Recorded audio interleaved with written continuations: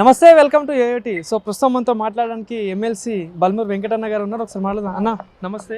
నమస్తే. ముందుగా కంగ్రాచులేషన్స్ అన్న. Thank you. సో ఎట్లా అనిపిస్తుంది అంటే మీ 9 సంవత్సరాల కష్టం అంటే ఎప్పటి నుండి ఒక ఎన్ఎస్ఏ ప్రెసిడెంట్గా విద్యార్థుల పక్షాన కూడా పొట్లాడి ఫైనల్గా ఒక మంచి పొజిషన్లో ఉన్నారు. సో ఎట్లా చూస్తారు?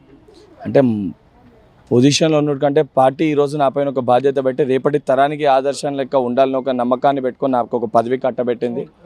ఇన్ని రోజులు ఏదైతే ఆవేశంగా పనిచేసినానో ఈరోజు ఆలోచిస్తూ భయంతో, ఎందుకంటే ఈరోజు బల్మూరు వెంకట్ సక్సెస్ అనేది రేపొద్దున మరికొంతమంది యువత రాజకీయాల్లోకి వస్తే విధంగా రాణిస్తారని ఒక మెసేజ్ని ఇవ్వాలి. కాబట్టి నా పైన బాధ్యత ఉంది. తప్పనిసరిగా నా పైన పెట్టిన బాధ్యతని సక్రమంగా యావత్ కాంగ్రెస్ పార్టీ గర్వపడే విధంగా, తెలంగాణలో ఉన్న అతిపెద్ద కులం మన కులం యువ కులం, ఆ యువ కులం గర్వపడే విధంగా తప్పనిసరిగా నేను పనిచేస్తాను. 18 సంవత్సరాల నుంచి 40 సంవత్సరాల మధ్యలో ఉన్న ప్రతి విద్యార్థికి యువకునికి అందుబాటులో ఉంటాను. ప్రభుత్వానికి వాళ్ళకి మధ్యలో ఒక ప్రతినిధిగా సమన్వయకర్త ఒక బాధ్యత పోషిస్తాను.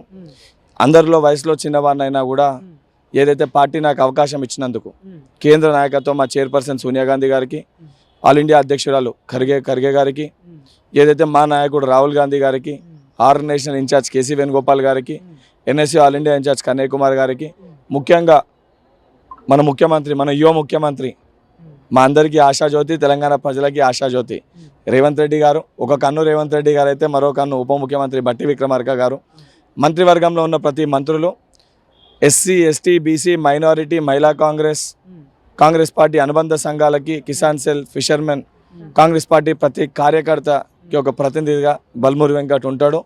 తెలంగాణ ప్రజల ప్రతి కుటుంబంలో ఒక కుటుంబ సభ్యుని లెక్క, ఒక నాయకుని లెక్క కాకుండా ఒక కుటుంబ సభ్యుని లెక్క మెదుగుతాను. ఎవరికైనా నేను అందుబాటులో లేకపోయినా, ఆలస్యమైనా మీ కొడుకుని నేను ఆలస్యమైనా ఒకసారి తప్పకుండా మీ దగ్గరకు వచ్చి మీ సమస్యలు తెలుసుకొని పరిష్కరిస్తా అని చెప్పి మీ యోయో టీవీ ద్వారా దీనికి పూర్తి సహాయ సహకారాలు కూడా మీ యోయో టీవీ, ఇతర మీడియా ఛానల్స్, పత్రికా విలేకరులు కూడా ఈ ఎవరైతే యువ కార్యకర్తకి వచ్చిన అవకాశాన్ని మీరు అందరూ కూడా సహకరించాలని చెప్పి, ఆ దేవుడు కూడా ఆ దీవెనలు మా పైన సక్రమంగా జరిపించాలని చెప్పి ఉండాలని కోరుకుంటూ. ఇంకోటి చివరగా, ఎందుకంటే ఇండియాలోనే అతి చిన్న వయసులో బల్మూరు వెంకట్ ఒక స్థానం క్రియేట్ చేస్తారు. సో ఎట్లా అనిపిస్తుంది అన్న?